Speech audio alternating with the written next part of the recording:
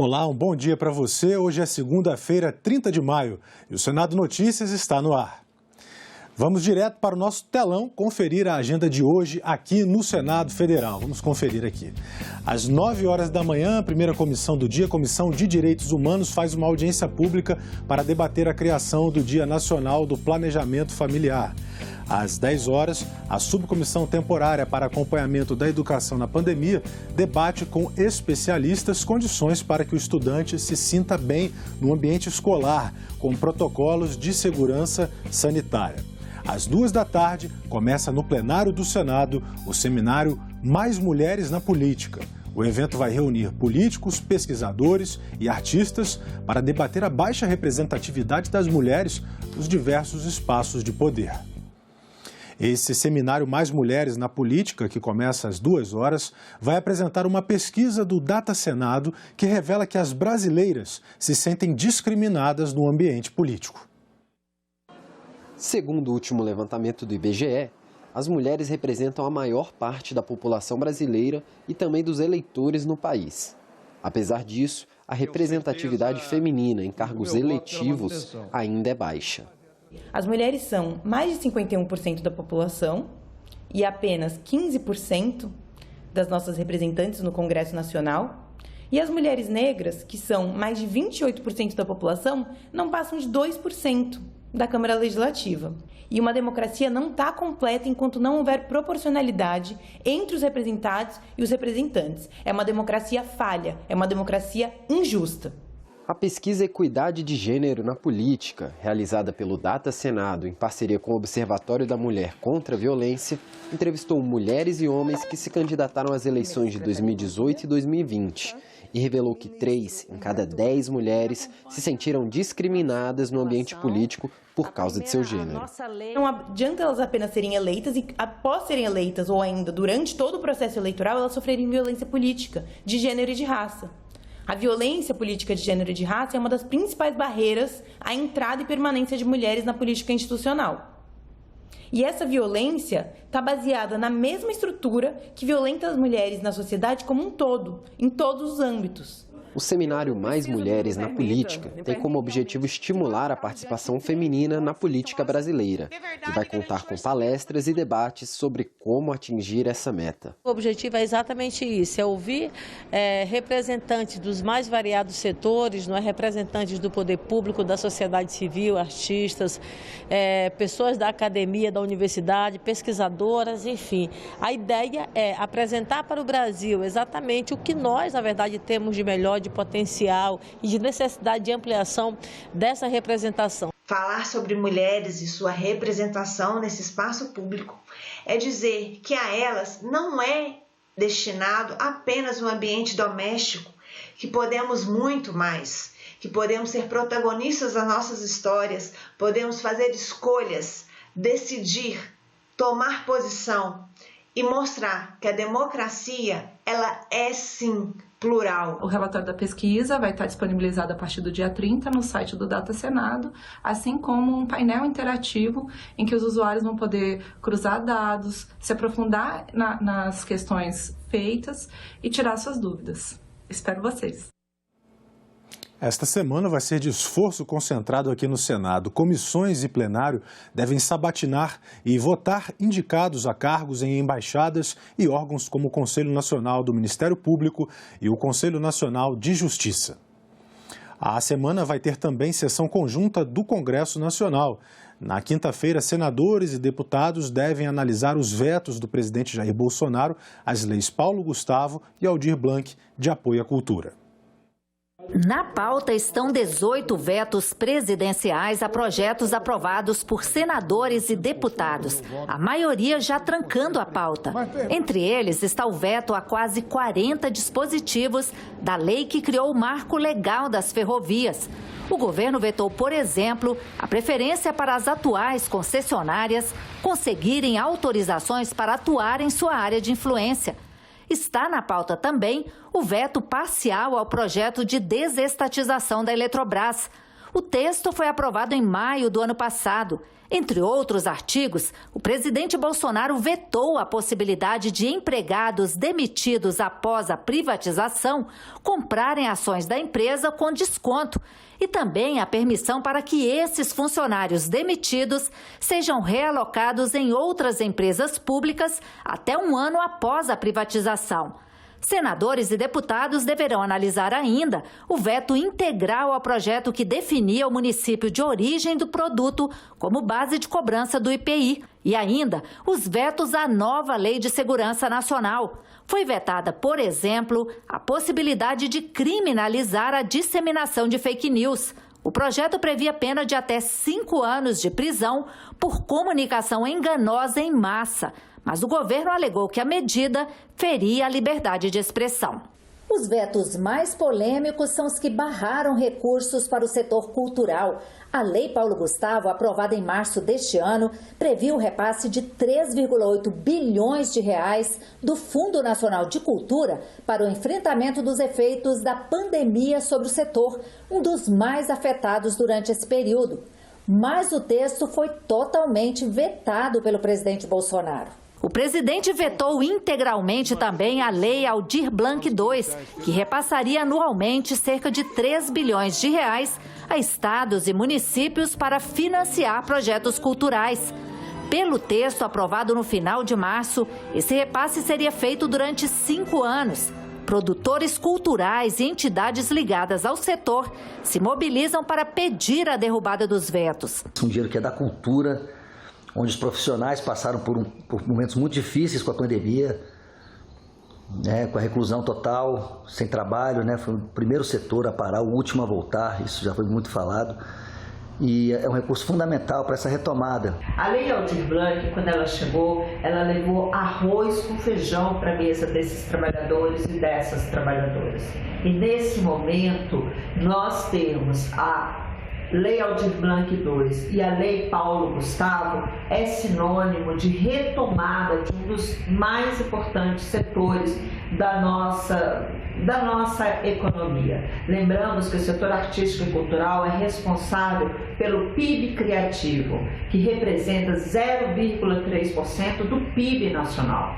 Retomar esse setor, reerguer esse setor é fundamental, não apenas para o bem-estar social, para a inclusão social, como para a retomada da nossa economia. O que nós esperamos é que o Congresso Nacional se sensibilize e derrube o veto dessas duas importantíssimas leis. Para ser derrubado um veto, precisa dos votos da maioria absoluta das duas casas, ou seja, pelo menos 257 votos de deputados e 41 votos de senadores. Mais acesso dos produtores rurais a equipamentos e técnicos foi cobrado durante a audiência pública que a Comissão de Agricultura fez em uma feira de agricultura em Rondônia. A Comissão de Agricultura e Reforma Agrária do Senado realizou uma audiência pública durante a Rondônia Rural Show. A maior feira de agronegócio da região norte busca facilitar o acesso de produtores rurais a equipamentos e técnicas que aumentem a produtividade. Mais de 200 mil pessoas vão visitar os nossos estandes aqui, os nossos expositores durante esses dias. Nós temos aí, então, esses 600 expositores, nós temos vitrines tecnológicas. A vida cotidiana de Rondônia é a vida rural, é o agro, é a agricultura familiar, é a produção. E para isso que nós estamos aqui sempre acreditando que podemos melhorar mais. Temas relevantes ao agronegócio brasileiro, como regularização fundiária, fertilizantes, recuperação de áreas degradadas e infraestrutura, foram algumas das pautas levantadas durante o debate. Nós precisamos dar aos nossos agricultores aquilo que há de mais moderno e mais eficiente no mundo para a produção de alimentos. Não podemos continuar convivendo com o monopólio de poucos fornecedores de insumos a preços absurdos e com o interminável tempo de análise de novos produtos. Não adianta a pesquisa estar só lá dentro do laboratório, né? A gente tem que estar a campo para entender a necessidade para trabalhar junto com o produtor. Sai viajando no Brasil inteiro. Onde tem feira, vai vai a Comissão da Agricultura, que é para aproximar o Senado dos produtores e vice-versa, e trazer as demandas também. Isso é importante, não basta produzir, tem que produzir com qualidade e quantidade e que o nosso agricultor tenha resultado positivo, possa desse lucro dar um conforto para a sua família. A comissão de juristas, responsável por propor reformas para os processos administrativo e tributário, se reuniu na semana passada para apresentar as soluções que estão sendo elaboradas pelo grupo. A comissão de juristas foi criada para propor reforma dos processos administrativos e tributários e foi dividida em 2 subcomissões sobre os temas. O objetivo da 4ª reunião foi a apresentação das propostas que estão sendo elaboradas pelo grupo. O relator do processo administrativo, o professor Walter Araújo, explicou que concentrou esforços na alteração da Lei 9784 de processos administrativos.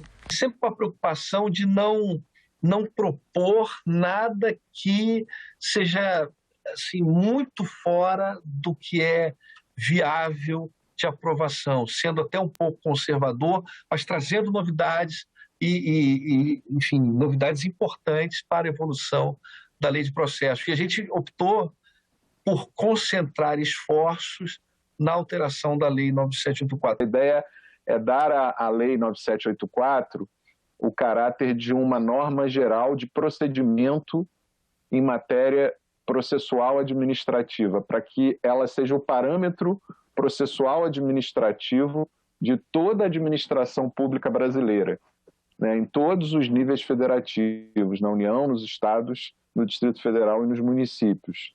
E isso se faria com fundamento no disposto no artigo 24, inciso 11 da Constituição, que confere uma competência concorrente à União e aos demais entes subnacionais para legislar em matéria de procedimentos, sobre processos, procedimentos em matéria processual, e aqui seria matéria processual administrativa, a União competindo fixar normas gerais. O relator do processo tributário, juiz Marcos Lívio, destacou a necessidade de uniformizar a legislação de custas judiciais no país. O magistrado explicou como o trabalho do grupo está sendo feito. Basicamente, nós dividimos, tal como a metodologia usada na Comissão de Direito Administrativo, os temas entre responsáveis temáticos, que são os membros da comissão. Esses responsáveis temáticos sempre, um representante da Fazenda e um representante dos contribuintes, para que nós tivéssemos uma paridade em termos de proposição do texto convergente com aqueles destaques que foram discutidos exaustivamente pelo grupo. Até agora já realizamos, salvo engano, 6 reuniões de 3 horas, estamos aí beirando 20 horas de reunião, em face da complexidade dos temas. Uma sessão solene no plenário do Senado na sexta-feira prestou homenagem à Polícia Militar do Distrito Federal pelo aniversário da corporação. A Polícia Militar da capital do Brasil tem 2 idades, 62 anos, como Brasília, e 213 anos, pois foi criada antes mesmo da independência do Brasil. Essa história foi rememorada no plenário. Quando Brasília nasceu, a Polícia Militar do Distrito Federal já era uma instituição centenária, com 151 anos à época. A corporação tinha a responsabilidade de cuidar da segurança da nova capital. Quem presidia a sessão, senador do Distrito Federal, lembrou o arrojo da corporação. São quase 11 mil homens e mulheres espalhados por todo o DF, quando deveriam ser 18 mil, divididos em 39 batalhões e um regimento, além de unidades médico-hospitalares, educacionais e administrativa. São cidadãos e cidadãs que estão sempre a postos para nos dar segurança e bem-estar. Emocionado, o coronel apontou dificuldades, pediu apoio e destacou a síntese do compromisso de cada policial. Independente de sermos oficiais ou praças, nós fazemos um juramento e um compromisso de defender a sociedade, mesmo com o risco da própria vida. E essa é a síntese de ser policial militar. É esse amor que nos move. a lutar pela segurança pública do Distrito Federal e pela segurança pública do Brasil. O representante dos praças apontou para o maior patrimônio da Polícia Militar. O melhor capital que a Polícia Militar tem nesses 213 anos. Porque a Polícia Militar não tem patrimônio, o patrimônio que a Polícia Militar tem somos nós. E muita gente não entende, senador, a essencialidade do nosso trabalho. O representante do comando da PMDF prestou homenagem a todos que fazem a Polícia Militar e também àqueles que já se foram. E em tempos de cobrança da sociedade, destacou um marco da corporação em Brasília. Nós somos considerados a polícia que teve menos mortes em ações policiais, seja por parte de policiais ou por parte de civis. Eu peço uma salva de palmas para todos aqueles policiais que estão em casa, suas famílias, seus dependentes, aqueles que só conseguem agora lembrar dos nossos queridos que já se foram. Por gentileza, uma salva de palmas para eles.